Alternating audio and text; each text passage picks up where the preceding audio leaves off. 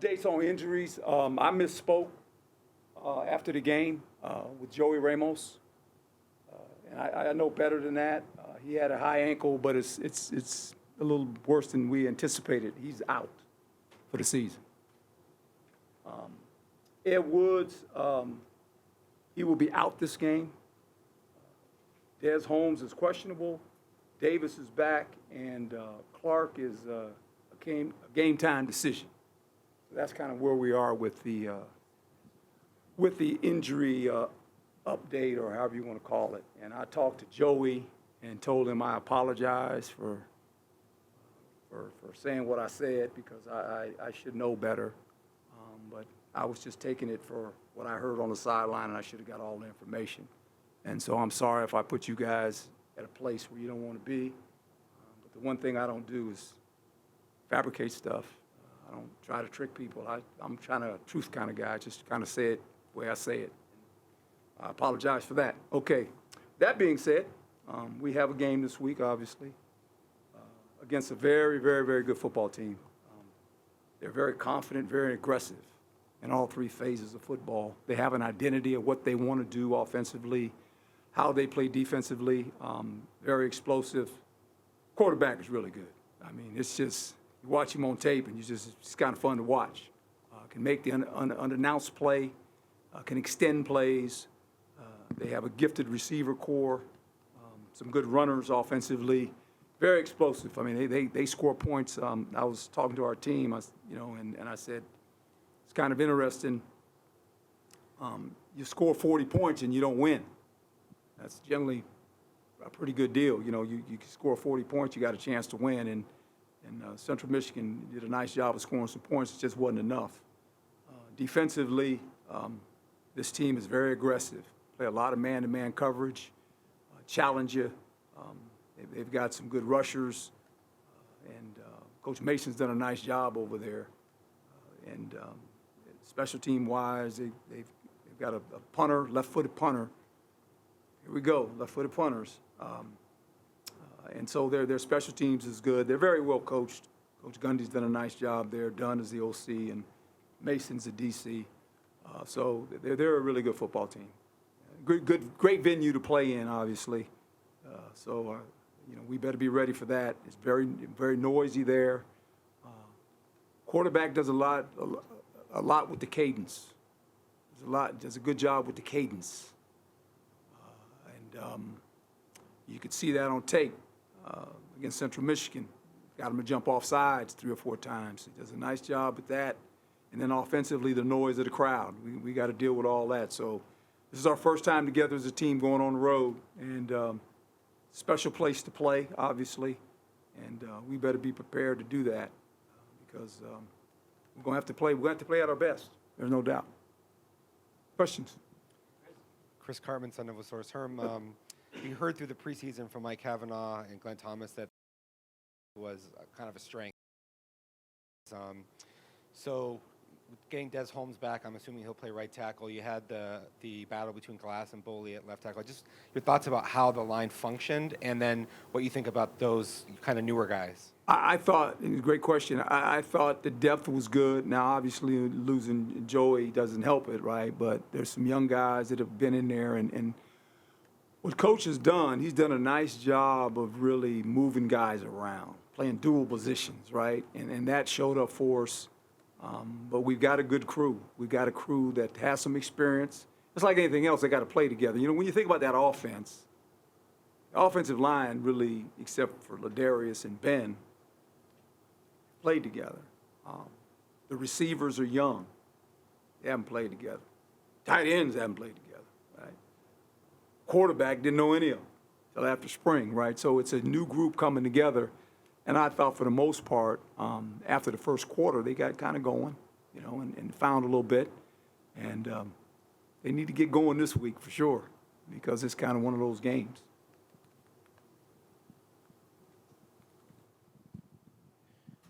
And, Coach, I mean, just piggybacking on the offense, too, I mean, you want to run the ball, but, I mean, how big are X and Daniel a part of this game plan for you against them? Well, that's when you look at our record. Over 200 yards, we're 15-1. So, now, with that being said, guess what Oklahoma State's going to do. You know, and they can do it. They're going to put some guys in the box and say, you're not going to run the ball, and can you beat us throwing the ball, right? And so that's the first thing you think about. They look at us and they go, hey, they want to run the ball, but I think you still have to be able to do that. You can't give up on that, you know, and hopefully the score doesn't get away where all of a sudden you have to abandon it, because you guys have watched this play. And we've been fortunate here. We've had some good offensive line coaches, and we've had some good running backs here since I've been here. And, yeah, they showed up. The running back showed up. The run game showed up. They ran the ball for what? Almost 300 yards, 260-something yards, right? And so that's important. We have to be able to run. That's a little bit of our identity. That kind of is our offense a little bit, along with some other things that we want to do. But you know, we found a way to win a game, which was important. Michelle, then Coach. Yeah, you can. I can hear you. The other person I wanted to ask about, unless I missed it, Garen Stansberry. Mm-hmm. What's his status? Still, he's questionable. He's getting better. He had a hammy, and it's getting better. So he's gonna be available. I don't know if it's this week. Game time decision probably for him as well. But the D line, you know, we got some depth there, which is kind of good. We got some good depth there. The follow-up then is to have this many, I hate to say this many, but crucial injuries. First game, you've got a couple guys out for the year. How concerning is that? Well, it's the old statement, next guy up. You know, it's just there's nothing you can do about it. You got to play the guys that are available. And I tell guys that all the time. You're one hit away or a helmet coming off where you got to go in the game. And you got to prepare that way. You know, that's what football's about. It's really your preparation of the guys that might not be starters, might be in a rotation. All of a sudden, you're in a starting role, and instead of playing 20 plays, you got to play 50 plays. And that's what you find out. You know, everybody wants to play till they got to go play, right? Oh, I want to play. Yeah, we'll go play and see how it feels to play. There's a difference between playing 15 snaps and 30 snaps, right? And so you got to prepare yourself for that. Just the stamina of doing that and the anxiety of doing that alone is hard, you know, and sometimes people don't realize that. I mean, I've been fortunate. You know, that I've been on teams where guys understand that and they get it, and if they do, it helps you, but if they don't, then you have a little bit of a problem. Hi, Herm Edwards, Devil's Digest. Is there something to be said that Glenn Thomas didn't want to tip his hand, and thus maybe the pedestrian, I don't know if that's too strong of a word, passing numbers by Emory? Well, I just think if you look at the game, and I think I was posed that question, well, what do you want to, you know, what is your identity? And I said, it's about how you win a football game. And what if you have to do that, you want to do that. And I thought, for the most part, we went into the game feeling that we had an opportunity to control the line of scrimmage on both sides of the ball. So with that being said, it was just a matter of what is that going to look like? And after the first quarter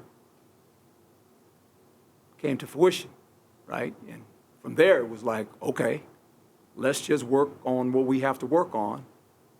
Offensively and defensively, let's make it very simple, because we're just trying to win a game, right? And how do you do that? And when you see it unfolding, you don't need to do anything else. And it came to a point to where it was, look, I'm not one of those guys that, I've never been this way, where you try to get as many players in the game as you can, and you simplify it and let them play and gain experience. I'm not about running up scores. I've never done that, even in pro football. I just don't. I was taught that by my coaches when I was a young kid, and I don't do that. And some people say that's what you got to do, and no, you don't. I don't believe that. I believe you're just trying to win a game, either by 1 point, 10 points, 7 points, 3 points. It's a win.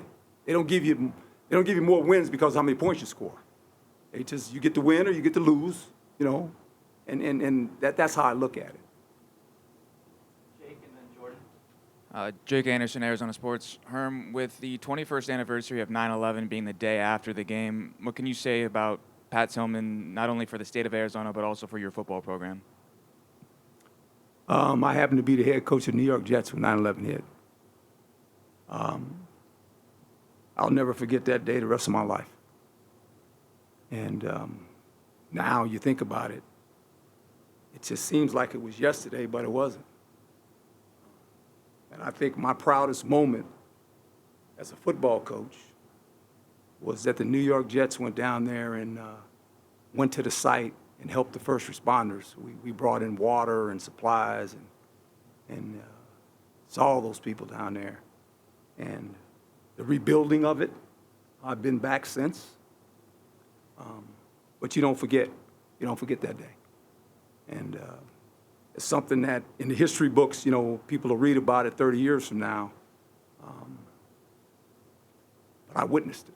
I saw it. And it's just, every time I get to this day, I think about it. I think about all the lives that were lost and all the people that were the heroes, the true heroes that went in those buildings trying to get people out, you know. And it's one thing when you're a couple states away, when you're an American, and how America came together and the red, white, and blue was what it was all about, you know. But when you're there and you really see it, it was a sight that I was like a movie. I thought I was watching a movie, to be quite honest, but it was real. And God bless all those that were involved in the rescue and all those that have perished. We continue to pray for those families because it affected a lot of people more than people can imagine. And it still affects a lot of those people today, believe it or not. Well, Coach, just going on the road, a lot of new guys on the roster. You talked a month ago about how maybe by week 3 we'll have an identity of this team, but now you're taking a bunch of new guys on the road for the first time into a very interesting situation in Stillwater. Yeah, I think it's a great venue. I just talked to the reporter there in down at the university, and just the atmosphere of it, I think, and the team and the caliber team you're playing too. You know, you're playing a very good football team. They've got a great home venue. It's college football. You're going down there, and it's kind of what guys see on television, right? And now you're going to be on television. You're going to be in that stadium, right? And so I think our guys are excited, but I think they're also focused in on we got to really play good in all 3 phases. We do, and I think they know that. You know, they know exactly that, and the more you watch them on tape, the more you realize that, hey, we got to do a lot of things right, right? Have you talked to them about just traveling, just new guys together? Well, you know, they came in, they were off today. They came in Saturday, ran around a little bit, or Sunday, ran around a little bit, and we talked a little bit about it, but I wanted them just to enjoy the win and all that stuff. And tomorrow's, for me, more of a focus on the plan, on what's about to take place. And you kind of, you know, you don't want to build it up too much, too fast, right? I got some days to get to where we need to go. And that's how I think. I think like a player. And I try to come up with certain things every day to get them to start thinking about, this is what it's going to feel like when we walk out there. So that's day at a time, day at a time. Jordan, then Tim. Coach Jordan Ham, Sports 360 AZ. What was your reaction to the college football playoff expansion? Oh, I'm not surprised. Were you guys? Yeah, come on. What did I say before? TV runs it. Why wouldn't you do that? I mean, how many NFL teams go to playoff? 12? There's only 32 teams. Think about that.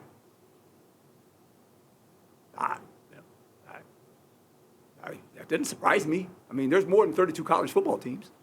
There's 33 NFL teams, and 6 of them go to playoffs. I've been fortunate to go to playoffs a bunch as a coach and as a player. But yeah, why wouldn't you do that? I mean, that's a lot in that now, and that's why you see these teams looking at conferences.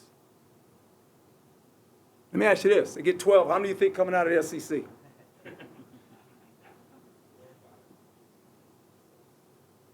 Right? I mean,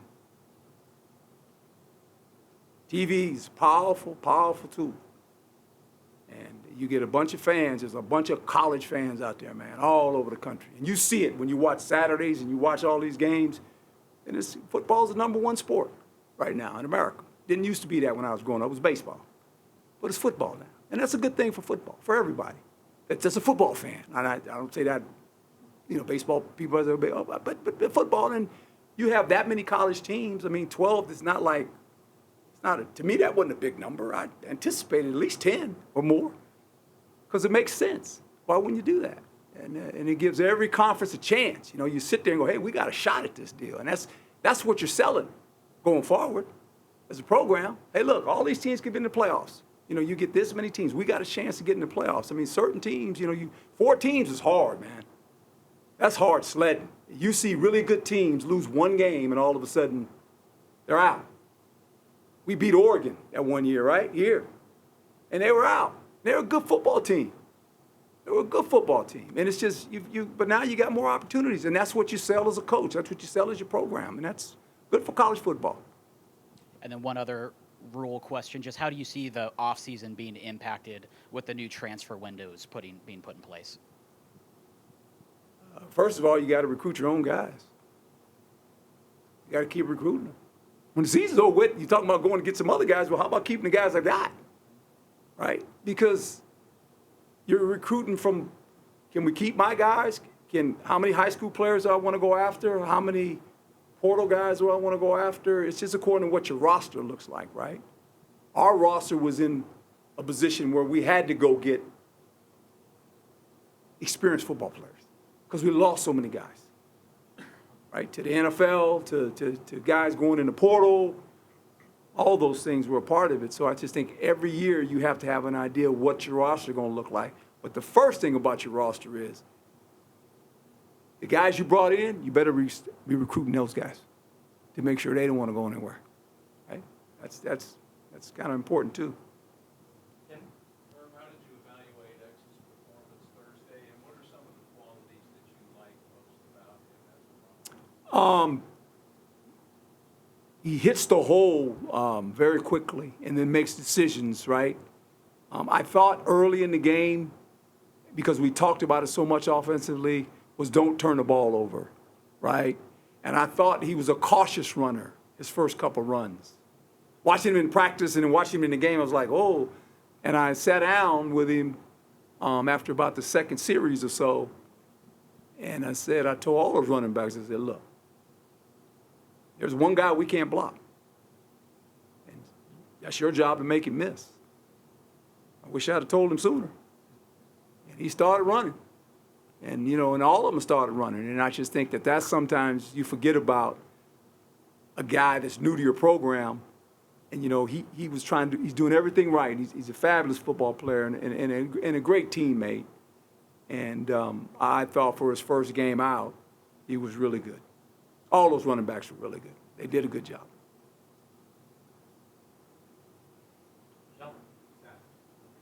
Yeah. I was curious if you got a chance to watch Jaden yesterday. That was a crazy game, was it not? I did. I saw the highlights. I texted him before the game. And I'll leave it at that because it's a private conversation. So, yeah. Yes.